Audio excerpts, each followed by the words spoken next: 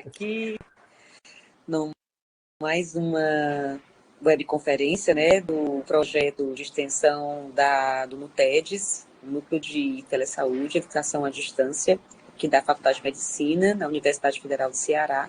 Muito felizes, né, com esse projeto, que também faz parte, né, de uma parceria com o programa Telesaúde Brasil Redes. Então, estamos aqui felizes com o Dr. Vicente Bruno de Freitas Guimarães, que vai falar sobre o reconhecimento e manejo da pancreatite necrohemorrágica.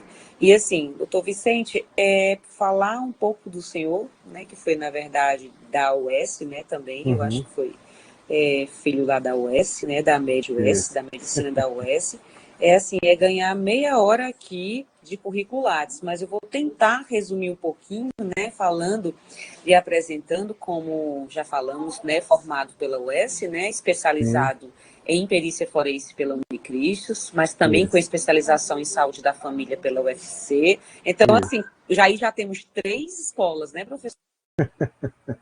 Tem sim. O áudio da senhora, para mim, está falhando um pouco. Eu não sei se... Pela Unileia, com residência em cirurgia geral pela Escola de Saúde Pública. Menina, o negócio aqui tá quente, viu, professor? Residente de cirurgia de aparelho digestivo atualmente pelo Hospital Geral de Fortaleza, né? Escola de Saúde Pública. Então, excelentes escolas, você está de parabéns. Obrigado. Onde passa, deixa a sua marca, né? Feliz, estamos muito orgulhosos de eu ter tirado um pouco do seu tempo, né? E dividido com a gente. Atualmente não, também é mestre pelo mestrado profissional em Biotecnologia em Saúde Humana e Animal da Universidade Estadual do Ceará. Isso. Então, seja muito bem-vindo, professor. Fique tranquilo e a sala de aula é sua. Tá certo. Boa tarde, né? Agradeço o convite feito pela professora Sheila para falar um pouquinho a respeito dessa temática, do reconhecimento e manejo da pancreatite necrohemorrágica, né? Eu trouxe uma abordagem a respeito da pancreatite e como a gente estratifica e faz um manejo clínico das pancreatites, tanto leve quanto grave, de uma maneira bastante sucinta e bastante geral, né? Para termos em mente como conduzir e como estratificar, principalmente, esses casos. Bem, a pancreatite aguda nada mais é do que um processo inflamatório do pâncreas, como o próprio nome indica, né? Trata-se de uma inflamação do pâncreas envolvendo os tecidos peripancreáticos, e essa inflamação, esse processo inflamatório, dependendo da gravidade ou não, ele pode se estender a outros sistemas, né, outros órgãos e aparelhos, definindo, assim como nós vamos ver mais adiante, a sua gravidade, né?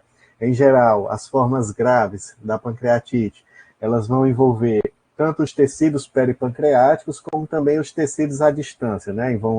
Vai envolver outros órgãos e outros aparelhos. Tem uma incidência na população geral em torno de 4,8% até 24% a cada 100 mil habitantes, varia muito de acordo com os países. A principal etiologia varia entre a biliar e a alcoólica, como eu vou falar mais adiante. Sua morbidade geral gira em torno de 25%.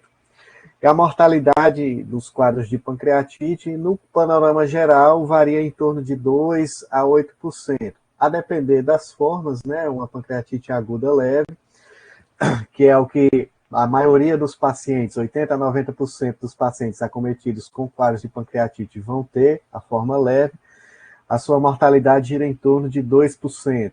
As formas mais graves, que representa aí um percentual de 10% a 20% do total de pacientes acometidos com quadro de pancreatite, a sua taxa de mortalidade varia em torno de 10% a 30%, a depender muito da referência, né? Bom, lembrando a respeito das funções que nós temos em relação ao pâncreas exócrino, né? O pâncreas ele é um órgão anexo ao trato gastrointestinal, mas ele tem duas funcionalidades. Tem uma funcionalidade tanto exócrina quanto uma funcionalidade endócrina. A funcionalidade endócrina, de uma maneira mais simplória, faz parte ali da regulação com a insulina e o glucagon.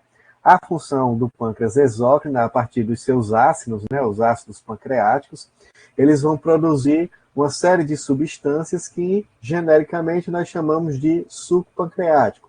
O suco pancreático, caracteristicamente, ele é uma solução que tem um pH alcalino, girando em torno de 7 até 8,3.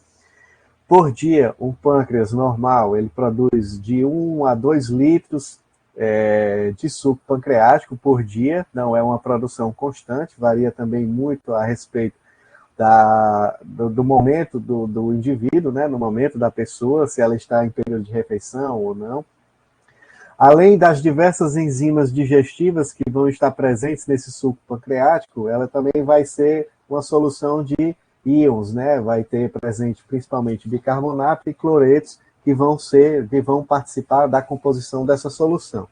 As principais enzimas digestivas que nós vamos encontrar aí nesse suco pancreático vai envolver a lise de proteínas, que vai ser de responsabilidade da tripsina e da quimiotripsina, e outras enzimas também vão estar presentes nesse suco pancreático. A lipase, que vai digerir os lipídios, a amilase, que vai digerir carboidratos, fosfolipase A2, elastase e ribonuclease são outras enzimas também proteolíticas que vão estar presentes aí no suco pancreático, né?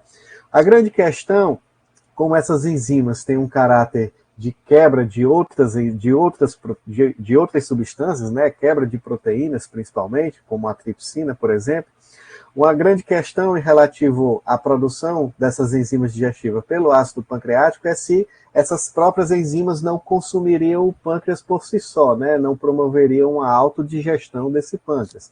Acontece que essas enzimas, em sua maioria, principalmente a tripsina, elas são produzidas e armazenadas nos ácidos como grânulos inativos, né? Como grânulos desimogêneos.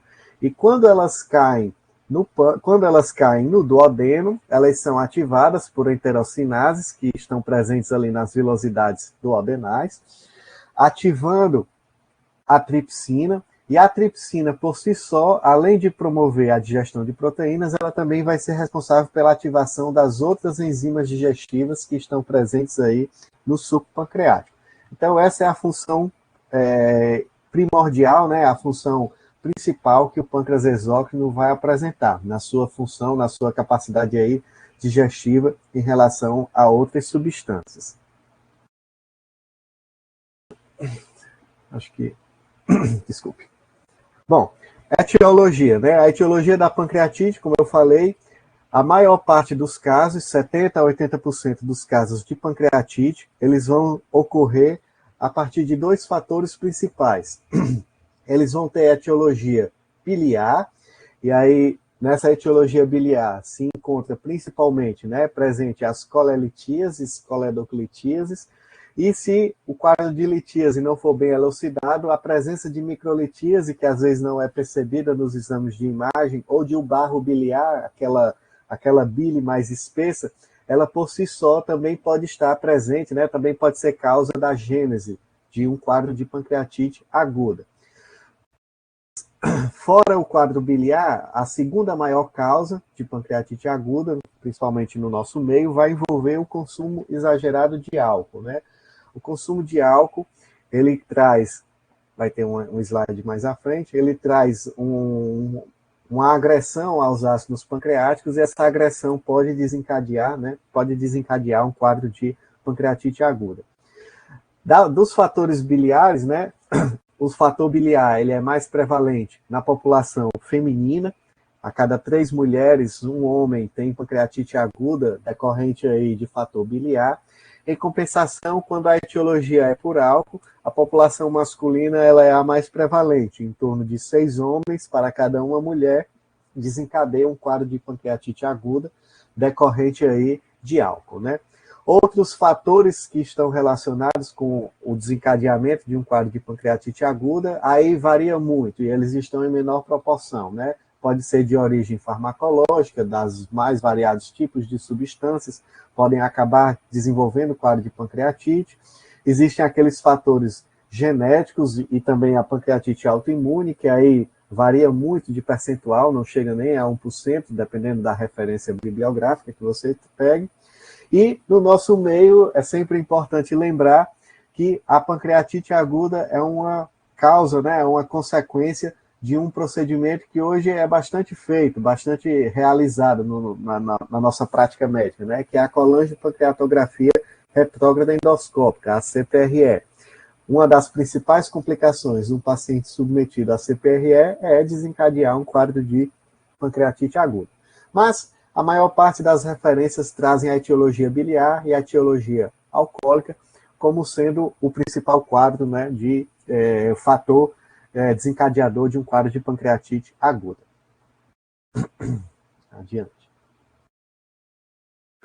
Bom, como essa pancreatite aguda ela vai se desenvolver, né? Como foi falado, a presença da litíase biliar está entre os principais fatores, ou o álcool promovendo a agressão aos próprios ductos, aos próprios ácidos pancreáticos, né?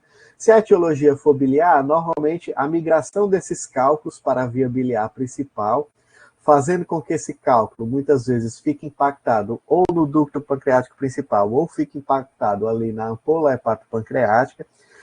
Essa impactação desse cálculo pode promover um refluxo de bile em direção ao ducto pancreático principal e essa bile acaba agredindo a mucosa do ducto pancreático, desencadeando assim um quadro de pancreatite aguda, ou a impactação do cálculo na ampola, no ducto pancreático principal, faz com que ocorra um represamento do próprio suco pancreático dentro do pâncreas, e esse represamento, por si só, dependendo de algumas condições, né, pode acabar desencadeando o ativamento do tripsinogênio em tripsina, e é o ativamento dessa tripsina desencadear, né, ativar as outras enzimas digestivas, e aí promover uma autodigestão do pâncreas, que é o que vai desencadear o quadro de pancreatite. E uma terceira via do desencadeamento da pancreatite aguda, também elencada por alguns autores, é o refluxo do duodeno pancreático, né? O conteúdo intraluminal do duodeno que acaba refluindo em direção ao intrapancreático, né? Em direção ao ducto pancreático principal. São as três principais vias, né? As três principais teorias pelos quais o quadro de pancreatite aguda ele pode ser desencadeado a partir de um quadro de litíase biliar, né? Seja colelitíase ou coledoclitíase. Com a etiologia alcoólica, como foi falado, a agressão dos ácidos pancreáticos leva ao desencadeamento do quadro de pancreatite. Bom, uma vez que o ácido pancreático foi agredido, seja por etiologia alcoólica ou seja pelo represamento a partir de um quadro de litíase prévio, de bile ou de suco pancreático ou de conteúdo enteral para dentro da via do ducto pancreático principal, esse dano das células acinares pancreáticas vai levar ao ativamento da tripsina, né? O tripsinogênio vai ser ativado em tripsina, e essa ativação da tripsina vai acabar desencadeando, né, a ativação de diversos outros componentes, diversas outras enzimas digestivas, como a lipase, a fosfolipase, a elastase, a própria tripsina, quimiotripsina, e a ativação da calicreína, cinina, e a ativação dessas substâncias dentro do pâncreas vai desencadear o quadro de pancreatite. Tanto o quadro de pancreatite, como vai desencadear o quadro, como vai levar, né, à formação das complicações, levar a um quadro de complicações se essa etiologia persistir. Então, a ativação da lipase no intrapancreático vai levar à necrose adiposa dos tecidos tanto pancreáticos como peripancreáticos ali em torno do pâncreas. A ativação da fosfolipase A2 vai levar a um consumo dos fatores complemento e a um consumo dos fatores de coagulação. A ativação da elastase vai promover um corroimento das paredes vasculares, né, das grandes vasas que estão ali em torno do pâncreas, principalmente ramos do tronco celíaco, ramos da mesentérica inferior, veia, artéria e veia. A ativação da tripsina vai levar ao edema e dano vascular no intrapancreático, e a ativação da calicreína vai levar a um edema generalizado da glândula, né, um edema da glândula e, por consequência, a inflamação da glândula. Esse edema, se for bastante proeminente, pode acabar levando a uma má perfusão desse órgão, e a má perfusão desse órgão, por consequência, leva à formação de necrose do próprio pâncreas, né? desencadeando assim uma das formas de pancreatite, que seria a forma grave, como eu vou falar um pouquinho mais adiante. Aqui, repetindo os processos intracelulares, né, que desencadeiam, que levam ao quadro de pancreatite aguda, a ativação de mediadores inflamatórios vai levar a um processo de citotoxicidade, instabilidade vascular, ativação de proteases de maneira sistêmica, não apenas restrito ali ao pâncreas, né, mas já de uma maneira sistêmica. Essa ativação dessas proteases sistêmicas, associado com a instabilidade vascular, leva o paciente a um quadro de CIS, de resposta imunoinflamatória aguda e bastante ampliada, e a persistência desse quadro de CIS, né, dessa resposta inflamatória intensa e espalhada sistemicamente, acaba levando o paciente a um quadro de falência orgânica. E esse quadro de falência orgânica pode ser persistente, a depender do tipo de pancreatite, ou pode levar, se ela vier a ser um quadro persistente, pode levar o indivíduo, inclusive, o paciente, inclusive, a óbito. Bom, como a gente faz quando nós chegamos ao diagnóstico de um quadro de pancreatite aguda? Pelos critérios de Atlanta, que foi um simpósio realizado desde a década de 90, um simpósio a respeito de pancreatite aguda na cidade de Atlanta, ainda na década de 90, criou-se os critérios de Atlanta, que em 2012 foram revisados, e são os critérios que a maior parte da literatura utiliza para chegar tanto ao diagnóstico, como também para chegar à estratificação e também à classificação do quadro de pancreatite. Pelos critérios de Atlanta, dos 3 critérios abaixo, a presença de 2 dos 3 critérios abaixo, você consegue fechar um quadro de pancreatite aguda, né? Então, o primeiro critério, né, um deles, vai corresponder a uma dor abdominal típica, um paciente que se apresenta com um quadro de dor abdominal, e essa dor abdominal, pelas suas características, né, elas falam a favor de um quadro de pancreatite aguda. Dosagem de amilase ou lipase, não necessariamente um ou outro, né, maior que 3 vezes o valor do limite superior da normalidade. A amilase, ela tende a aumentar mais precocemente do que a lipase, mas a lipase, ela tende a permanecer elevada por mais tempo. Então, ela acaba sendo mais específica para o quadro de pancreatite. Mas uma ou outra, estando 3 vezes o valor do limite superior da normalidade, entra como um critério, né, se presente como um critério para fechar um diagnóstico de pancreatite aguda. E uma imagem sugestiva. E essa imagem sugestiva, ela pode ser tanto uma imagem por ultrassom, por tomografia ou por ressonância magnética. Então, a presença de 2 desses 3 critérios, você pode sugerir, né, você pode levar a um diagnóstico, fazer o diagnóstico de pancreatite aguda para o seu paciente. Quais são os sinais e sintomas mais prevalentes, né, que nós vamos encontrar num paciente com pancreatite aguda? A dor abdominal, ela vai estar presente em praticamente 100% dos pacientes, visto que muitas vezes é isso que leva o paciente até a assistência, né? Essa dor abdominal, caracteristicamente presente no epigastro ou no abdômen superior, ou mais voltada para o hipocôndrio direito, ela vai estar presente em 90% a 100% dos pacientes. 30% a 50% deles vai ter uma irradiação para o dorso dessa dor, falando a favor daquela clássica dor abdominal em barra, né? Muito característico de um quadro de pancreatite agudo. A presença de náuseas e vômitos em decorrência ali das inflamações dos órgãos digestivos ali adjacentes. Essas náuseas e vômitos levam o paciente a evitar a alimentação e, por consequência, a anorexia e hiporexia durante a vigência do quadro. Os vômitos persistentes, principalmente, né, além da própria inflamação do pâncreas, levam a um quadro de desidratação do paciente, que essa desidratação é um dos fatores que desencadeiam, que leva o paciente a um aumento da resposta imunoinflamatória e, por consequência, uma maior gravidade do seu quadro. Mau estado geral, diminuição do sensório, a depender também do estágio de desidratação. Alterações pulmonares também podem estar presentes, como a perda de líquidos para o terceiro espaço, decorrente ali da inflamação sistêmica, né? derrames pleurais podem estar presentes. No exame físico, a dor abdominal, muitas vezes característica, né, no sítio de referência que o paciente apresenta, e dois sinais no exame físico do abdômen são muito prevalentes, né, que são o sinal de Grey-Turner, sinal de Cullen e o sinal de Fox. O sinal de Fox representam a equimose perineal, né, representam a equimose perineal.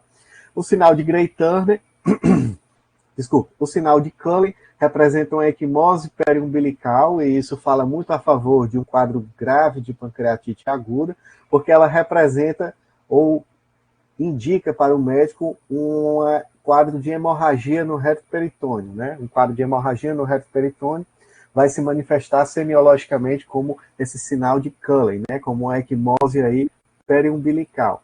A equimose em região de flancos, característica do sinal de Grey-Turner, também fala a favor de um quadro de pancreatite aguda grave, tá certo? Que também representa, né, hemorragias relativas ao reto peritônio.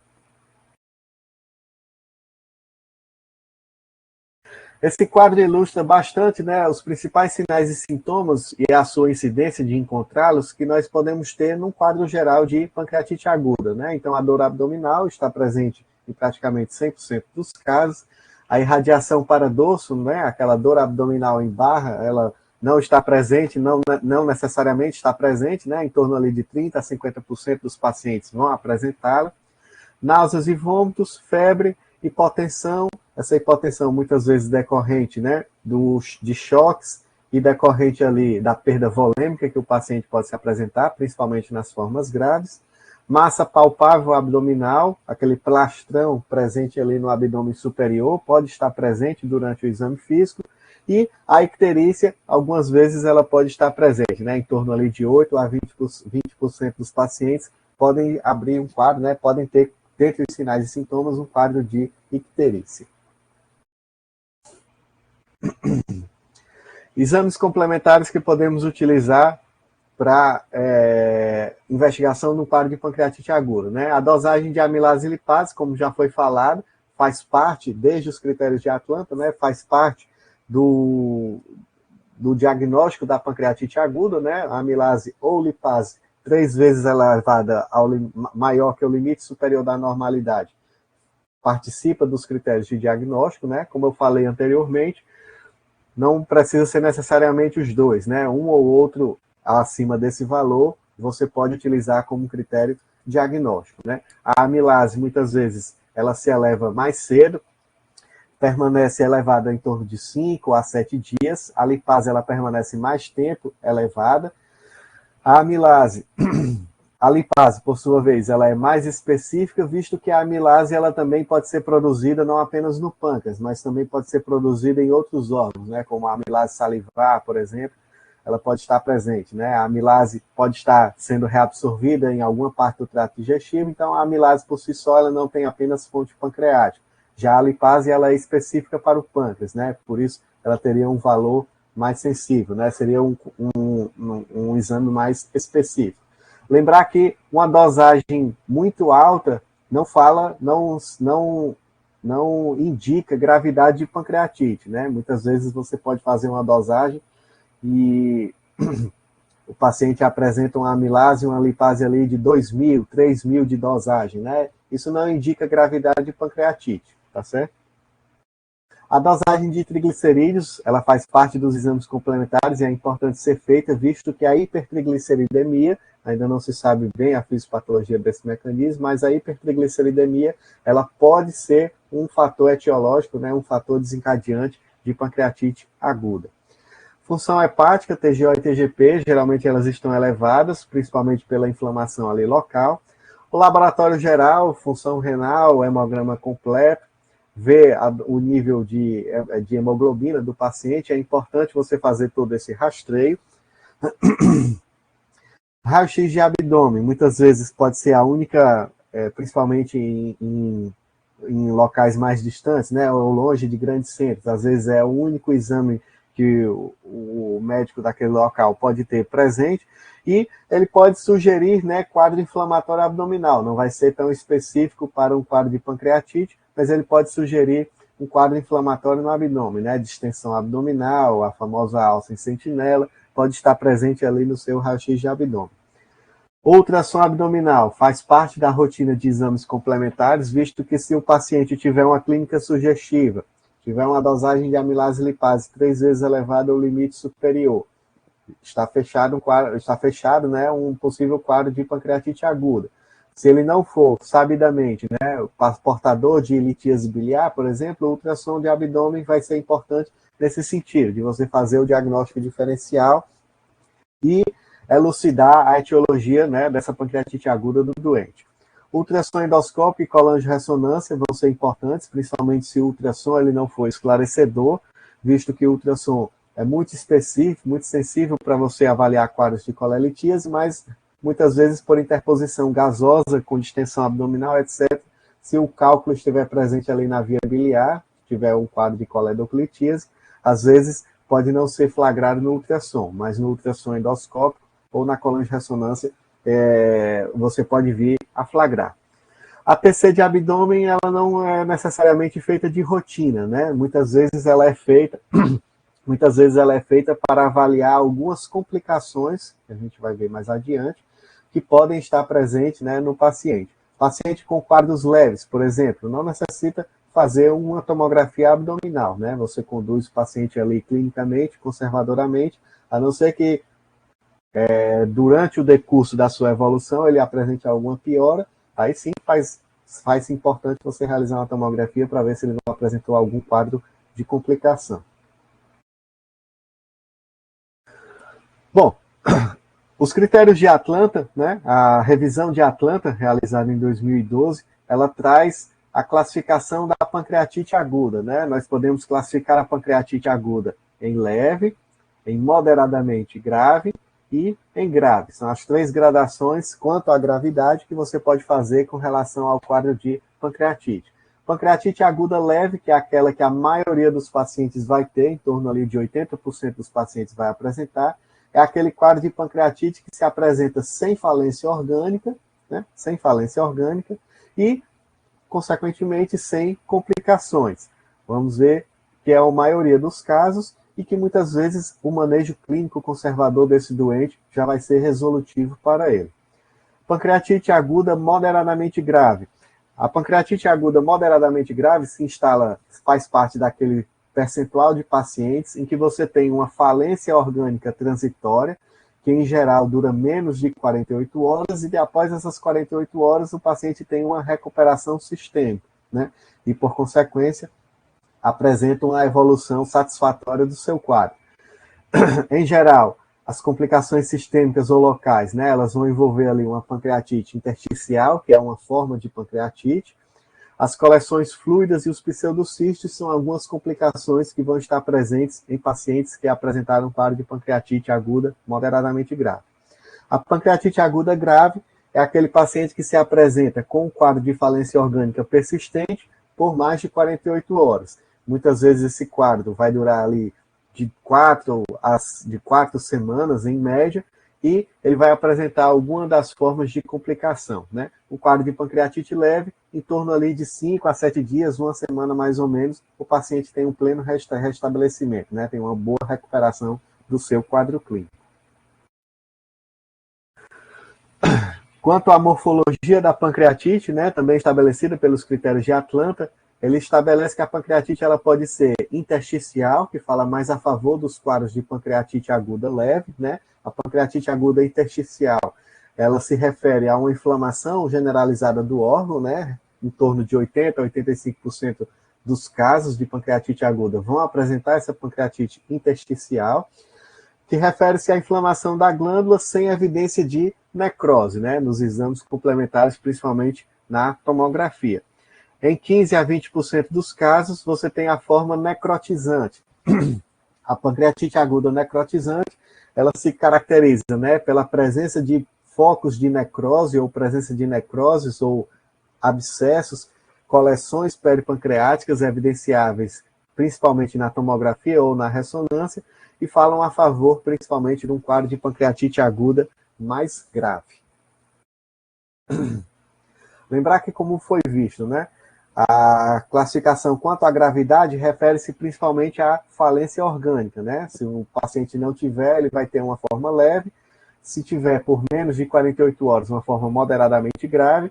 Se tiver por mais de 48 horas, tiver uma falência orgânica persistente, ele vai ter a forma grave da pancreatite aguda. Então, é importante você reconhecer aqueles pacientes que estão evoluindo com inflamação sistêmica, né?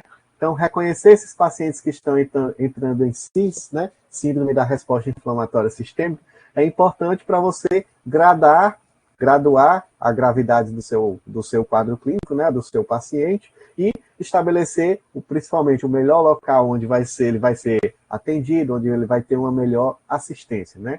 Então, critérios para você estabelecer SIS para o seu paciente, geralmente você vai avaliar a temperatura, né, hipertermia ou hipotermia, falam a favor de uma resposta inflamatória sistêmica, frequência cardíaca maior que 90 ou taquicardias persistentes, frequência respiratória maior que 20, né, quadros de insuficiência respiratória ou de má perfusão, falam a favor de resposta inflamatória, de uma amplificação da resposta inflamatória sistêmica.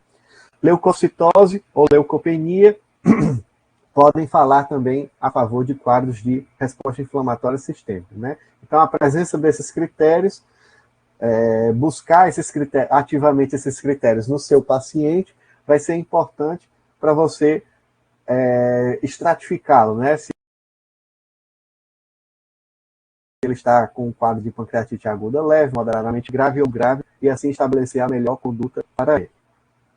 Bom, para objetificar, né, uma outra forma de objetificar o seu quadro de pancreatite. Existem diversos scores, diversos critérios que a literatura traz e que podem ser utilizados e que o consenso de Atlanta também utiliza, também recomenda que pode ser utilizado, né? O mais característico, o mais clássico deles, fala a favor, se refere aos critérios de Hanson, né? Os critérios de Hanson, ele varia diversos parâmetros, né? Desde idade, nível de glicose, nível de glóbulos brancos, LDH, nível de TGO, desculpe, nível de aminotransferases. E esses critérios, eles variam, dependendo da etiologia de ser biliar ou ser não biliar, né? Ou, em outras palavras, ser alcoólica. E um diferencial do critério de Hanson é que você, para fechar esses critérios, para poder pontuar pelos critérios de Hanson, você precisa fazer uma avaliação em 2 momentos. Uma avaliação na admissão e uma avaliação após 48 horas, né? Dependendo dessa avaliação, na admissão e após 48 horas, se o paciente ele pontuar maior ou igual a 3, isso muitas vezes está correlacionado com maior gravidade, né? Maior gravidade. O paciente vai ter um quadro de pancreatite aguda grave. 0 a 2 pontos, né? Você tem uma baixa letalidade, geralmente fala a favor de quadros leves. 3 a 4 pontos. A letalidade ela chega a 16% dos pacientes acometidos com pancreatite. E um score maior que 6 pontos, a letalidade ela pode chegar a quase, praticamente, 100%. O score de Glasgow para pancreatite aguda, né? O score de Glasgow para pancreatite aguda, ela é um score menor do que os critérios de Hanson. E ela também deve ser realizada nas primeiras 48 horas da admissão do paciente, né? Não necessariamente na admissão, mas dentre as primeiras 48 horas que o paciente está na assistência, né? Ela leva em conta os parâmetros de leucócitos, glicemia, nível de ureia, nível de oxigenação, nível de cálcio sérico, nível de albumina e o nível de LDH. Cada um desses critérios, cada um desses parâmetros pontua uma pontuação maior ou igual a 3, ela fala a favor de um quadro de pancreatite aguda grave. O score de Apache, Apache 2, né? O score de Apache não é um score específico para pancreatite aguda, na verdade é um score para avaliação geral de pacientes graves, né? E que é muito utilizado nas UTIs em geral, para estratificar, né, a gravidade daquele paciente. Por consequência, pode ser utilizado para pacientes com quadros de pancreatite. Ele leva em conta, né, vários fatores fisiológicos do paciente e 2 fatores de história, né? A idade e a doença associada.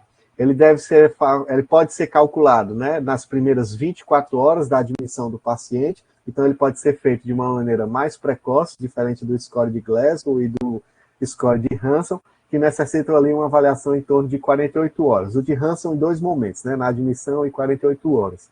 Um Apache que pontua maior ou igual a 8, ela fala a favor de quadros graves de pancreatite aguda. O BSAP, que é o Bedside Index for Severity in Acute Pancreatitis, né? O índice de severidade de pancreatite aguda à beira-leito, ela é um score menor, né, que leva em consideração apenas alguns fatores, como o nível de ureia, o nível de estado mental, a presença ou ausência de inflamação sistêmica, a idade do paciente, a presença ou ausência de derrames pleurais, né, efusões pleurais. É um score mais simples e que pode ser feito também de maneira mais rápida também nas primeiras 24 horas, né? Cada score desse, né, pode pontuar 0 ou 1, um score maior ou igual a 3 pontos fala a favor de quadros de pancreatite aguda grave, severa. O índice de gravidade pela tomografia, né? O índice de gravidade pela tomografia, ela se baseia num trabalho do radiologista Emil Baltazar, né? Publicado ali na década de 90, né? Então ele fez uma série de tomografias de pacientes acometidos por pancreatite aguda e, pelo estudo dele, dependendo dos achados tomográficos presentes ali com relação à inflamação do pâncreas e quanto à presença ou a quantidade de necrose pancreática, você tem uma quantidade de pontos estabelecidas para isso, né? Uma quantidade de pontos estabelecida para cada um desses critérios, né? Então, pâncreas normal pontua 0, um alargamento do pâncreas de maneira focal ou difusa, né? Um aumento pancreático pontua 1, alterações pancreáticas intrínsecas com mudanças inflamatórias da gordura, né? Aquela inflamação peripancreática registrada na tomografia pontua 2, a presença de líquido peripancreático pontua 3, a presença de coleções peripancreáticas, né, adjacentes ali ao pâncreas, pontua 4. A presença ou ausência de necrose pancreática, né, se não tiver, pontua 0. Se tiver um grau de menos de 30% do pâncreas acometida com necrose, pontua 2. De 30% a 50%, pontua 4.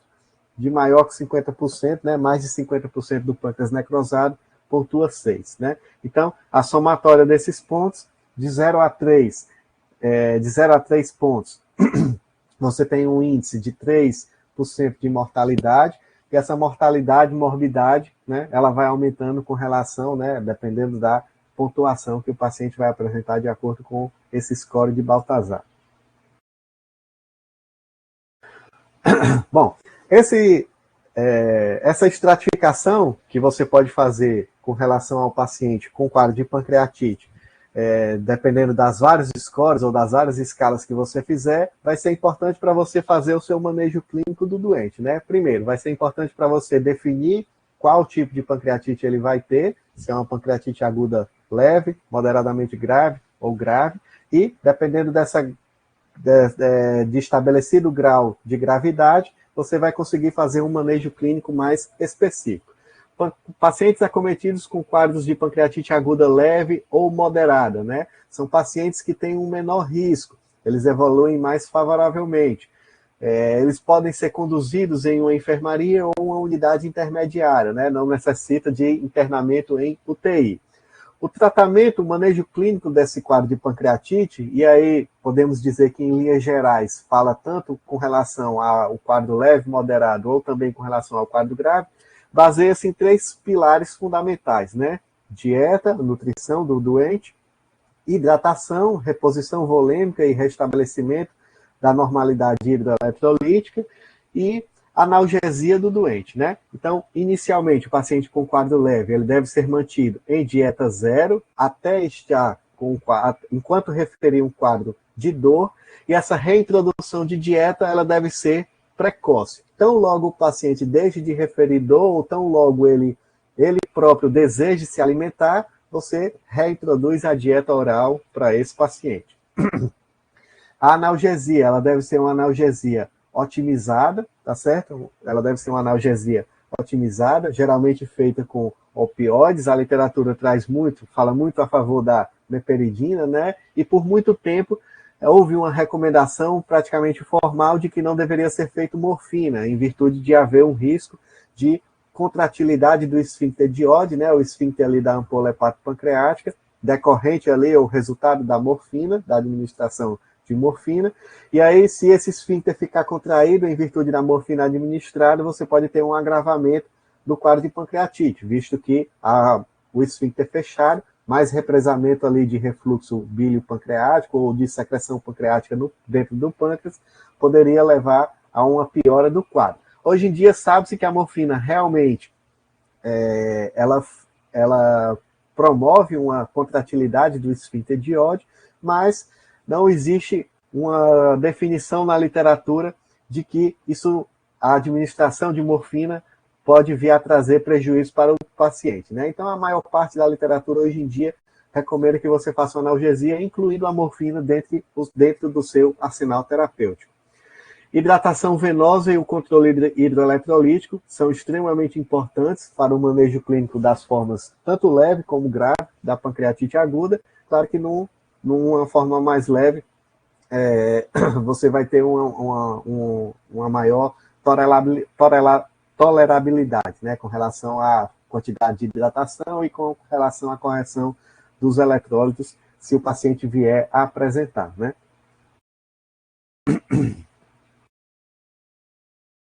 Com relação aos quadros graves de pancreatite, os quadros graves de pancreatite, todos eles necessitam de internação em UTI, né, ou devem ter um manejamento inicial em UTI. Se você não fechar, né, que aquele paciente com um quadro de pancreatite aguda está realmente dentro daqueles scores com uma estratificação para quadro grave, né, você deve considerar, se ele apresentar algum desses outros parâmetros, e aí a gente tem vários, né, que principalmente os livros de emergência gostam de pontuar, que você deve, se o paciente apresentar, ainda que você não tenha fechado um quadro grave para ele, né, você deve considerar que ele deve ser manejado em um leito de UTI. O tratamento grave, o tratamento desse quadro de pancreatite aguda grave, né, como foi dito, ele passa por 3 pilares principais, né, dieta, reposição volêmica e hidroeletrolítica e analgesia otimizada. A dieta, ela deve ser inicialmente 0, claro. Se o paciente também, tão logo, né, se recupere, deixe de sentir dor abdominal, deixe de ter náuseas e vômitos, deseje a alimentação, você pode fazer a reintrodução dessa dieta, né?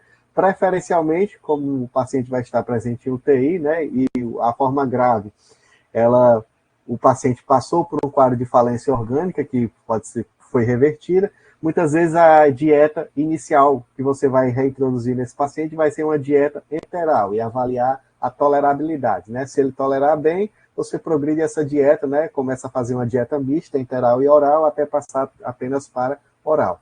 Se o paciente não conseguir tolerar a dieta enteral, né, começar a ter distensão abdominal, retornar ao quadro de dor abdominal, voltar a ter náuseas e vômitos, você estabelece uma NPT, né, uma nutrição parenteral para esse doente. Mas tendo a opção da dieta enteral, a literatura recomenda fazer preferência pela dieta enteral. A reposição hidroeletrolítica, costuma-se dizer, né, que é uma reposição agressiva, faz-se de 200 a 500 ml por hora de reposição volêmica, solução fisiológica ou ringa lactato. O ringa lactato é preferível em relação ao outro, mas se você tiver apenas soro fisiológico disponível, pode fazer sem nenhum problema, né?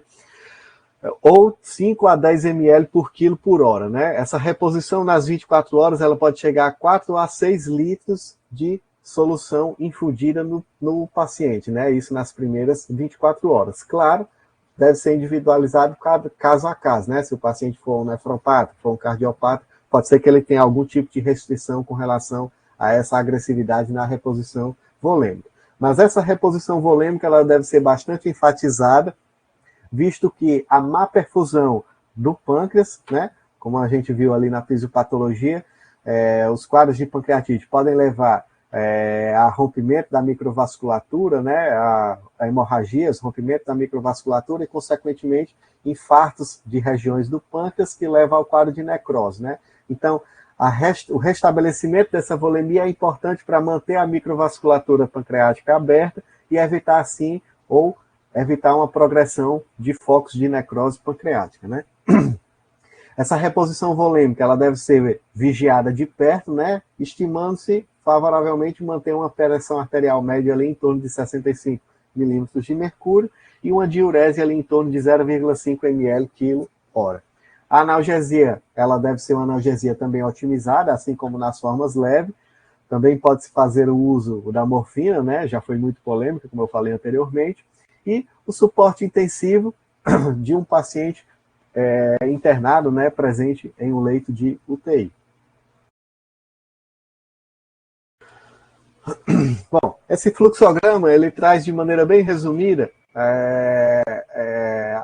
o manejo clínico que você vai ter em um paciente com quadro de pancreatite aguda, né? Então, aqueles quadros de pancreatite aguda leve ou moderada, né, se refere àqueles que não têm ou têm uma falência transitória, né, uma falência orgânica transitória. Como foi falado, o manejo clínico inicial é nada por via oral, né, dieta zero, analgesia e hidratação. Uma vez recuperado, né, restabelecida o doente, né, deixou de ter dor, deixou de ter náuseas e vômitos, desejou a alimentação, reintroduz a dieta, mantém-se a analgesia e hidratação conforme a progressão, né, a evolução do doente. Se ele vier a evoluir favoravelmente, né, em curva de melhora, o ideal é você prosseguir a investigação com profilaxia da recidiva. O que é a profilaxia da recidiva? Se a etiologia for biliar, ou seja, se o paciente tem um quadro de colelitíase ou coledoclitíase, você deve resolver esse quadro de colelitíase ou coledoclitíase ainda na mesma internação. O ideal, né? Ainda na mesma internação. Então, se ele tiver uma coledoclitíase, deve fazer uma CPRE, ou uma exploração cirúrgica das vias biliares. Se ele tiver colelitíase, fazer colecistectomia. Lembrando, ainda na mesma internação. Visto que se você deixar o paciente com esses fatores de risco, né? Com esses fatores, o cálculo, a litíase biliar, ele pode abrir novos quadros de pancreatite, visto que o fator etiogênico, né, o fator da gênese do quadro dele, vai continuar presente. Se a etiologia for alcoólica, o ideal é restringir o uso de álcool, né, promover a abstinência de álcool daquele doente. Se for de outra etiologia, aí vai variar muito caso a caso. O paciente não evoluiu favoravelmente, né? Evoluiu com piora clínica. Se ele evoluiu com piora clínica, então ele não é mais um paciente com quadro leve ou moderado. Então ele já passa a ser um paciente com quadro grave. Deve ser manejado em UTI. Pacientes com quadros graves, né? Se refere àqueles que têm uma persistência por mais de 48 horas de falência orgânica, devem ser manejados em UTI, como eu falei anteriormente na aula. O suporte clínico deve ser otimizado, né? Inicialmente, nada por via oral, dieta zero, analgesia otimizada e hidratação agressiva. Quando for restabelecida a dieta para o seu paciente, a nutrição enteral, principalmente por sonda nasoenteral, ela é preferível. Apenas se o paciente não tolerar a dieta enteral, você lança mão de uma dieta parenteral, né? Uma NPT. Pacientes com quadros graves, idealmente, devem fazer tomografia com contraste ou ressonância magnética, na virtude, né, na intenção de você rastrear a presença de algumas complicações presentes em quadros de pancreatite aguda grave, principalmente, né? Antibiótico terapia, ela não deve ser feita de rotina, né? Antigamente tinha muito isso de paciente com quadro de pancreatite aguda já se estabelecer algum antibiótico para ele, independente de ter suspeita ou não. Hoje em dia, viu-se que, pelos estudos, não existe mudança com relação ao acréscimo de antibiótico precoce ou não. Você deve fazer antibiótico terapia apenas se tiver uma clara suspeita de infecção para aquele paciente, né? Evoluiu com melhora clínica, você faz profilaxia da recidiva, do mesmo jeito nos quadros da forma leve ou moderada. Se ele persistir com piora, mantém-se internação em UTI, claro. Faz-se o rastreio com tomografia abdominal, porque provavelmente a persistência do quadro ruim, né, pode ser decorrente de algumas complicações, dentre elas, né, a necrose infectada, que é a mais temida, e o pseudocisto pancreático, tá certo? A presença de necrose infectada ou pseudocisto complicado necessitam de uma abordagem precoce, considerando-se, inclusive, a abordagem cirúrgica para esse paciente. Esse quadro traz as principais complicações que nós vamos ter em um paciente, né, com pancreatite aguda, como foi dito, né, no comecinho da aula. 80 a 85% dos pacientes vão evoluir com o quadro de pancreatite intersticial, né, que fala a favor daquelas formas leve a moderada, se refere àquela inflamação do parênquima pancreático, de maneira precoce, em até 2 semanas, muitas vezes esse paciente pode complicar com coleções, a chamada coleção líquida aguda, né? Uma coleção fluida ali peripancreática, que muitas vezes o manejo dela ela é conservador. Após 4 semanas, esse paciente pode ainda ter uma outra complicação desse quadro de pancreatite intersticial, que é uma coleção fluida bem definida, que aí vai levar ao diagnóstico, né, de um pseudocisto pancreático. Em geral, a coleção fluida ou pseudocisto pancreático podem ser manejados conservadoramente. O pseudocisto, a depender do tamanho, ele pode ser manejado conservadoramente também, né? A não ser se ele seja um pseudocisto de muito grandes dimensões, que inclusive possa vir a fazer compressão extrínseca, por exemplo, do estômago, e o paciente vier a ter uma baixa tolerância de dieta, em virtude dessa compressão extrínseca, aí necessita-se fazer algum tipo de abordagem desse pseudocisto, né? Que pode ser tanto cirúrgica, uma drenagem laparoscópica, por exemplo, ou hoje em dia faz muito uma drenagem por endoscopia, né? O endoscopista vai lá com o endoscópio, pelo ultrassom, coloca um pequeno, como se fosse um catéter, para poder fazer uma drenagem transgástrica, né? Uma drenagem transgástrica desse pseudocisto. Nos quadros graves, né, 15 a 20% dos pacientes que vão evoluir com um quadro grave de pancreatite aguda, né, a pancreatite aguda necrotizante. Em geral, em até 2 semanas, eles vão evoluir com coleção necrótica aguda, né, uma necrose ali do tecido pancreático e do tecido peripancreático. Mesmo essa necrose desse tecido pancreático, peripancreático, ainda assim, não necessariamente necessita haver algum tipo de intervenção cirúrgica, por exemplo. O paciente ainda pode ser manejado conservadoramente, tá certo? Visto que essa necrose inicial, em até 2 semanas, ela é uma necrose estéril, né? E após 4 semanas, cerca de 70% deles ainda vai permanecer estéril, né? Vai permanecer ali com uma necrose pancreática, mas ainda assim estéril. Em torno de 30% deles vai evoluir com uma necrose infectada, que aí, idealmente, é fazer uma abordagem, uma necrosectomia, e fazer um toalete ali abdominal. Bom, eu acho que era isso. As referências estavam na parte inferior, do canto inferior de cada um dos slides. Eu espero que tenha atendido aos objetivos do programa e agradeço mais uma vez o convite da professora Sheila e fico disponível para algum eventual questionamento. Muito obrigado, viu? Excelente, Vicente.